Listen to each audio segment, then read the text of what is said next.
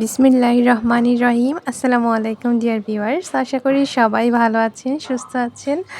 এই গরমের মধ্যে কিন্তু আমাদের শরবত খেতে খুবই ভালো লাগে।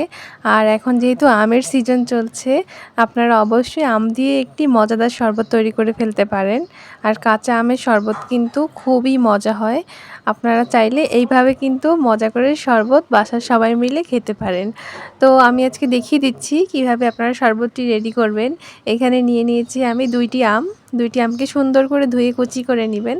তারপর এখানে দিয়ে দিয়েছি চিনি। যেহেতু এখন আমটি অনেক টক হয়, আপনারা একটু বেশি পরিমাণে চিনি দিয়ে দিবেন। তারপর হচ্ছে লবণ দিয়ে দিবেন। একটা কাঁচামরিচ দিয়েছি, আপনারা চাইলে শুকনো মরিচ ব্যবহার করতে পারেন। আর 5 ফোড়নের যে মশলাটা হয় সেটা অল্প একটু দিয়ে দিবেন। চাইলে ধনিয়া পাতা ব্যবহার করতে পারেন। আর সাথে হচ্ছে বিট লবণ ইউজ করতে পারেন। তারপর হচ্ছে এই সবগুলো উপকরণ দিয়ে ব্লেন্ডারে ব্লেন্ড করে নেবেন। আর এই শরবতটি খেতে কিন্তু খুবই মজা লাগে, যেহেতু টক ঝাল মিষ্টি একটা ফ্লেভার। আমি আবার শরবতের শেষের দিকে হচ্ছে আরেকটু 5 ফোড়ন মশলা দিয়ে দিয়েছি। এটা কিন্তু দিলে খুবই মজা হয়, চাইলে জিরা গুঁড়াও ব্যবহার করতে পারেন।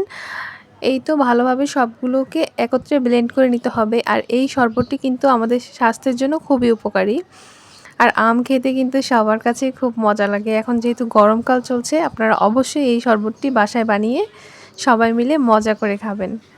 তো এই দেখুন, আমার শরবতটি কিন্তু রেডি হয়ে গেছে। আমি আপনাদেরকে এখনই দেখাবো। এই গ্লাসে ঢেলে দেখাচ্ছি। শরবতটি অনেক মজা হয়েছে। একদম বেশি পাতলা বানাবেন না, আবার খুব বেশি ঘনও বানাবেন না।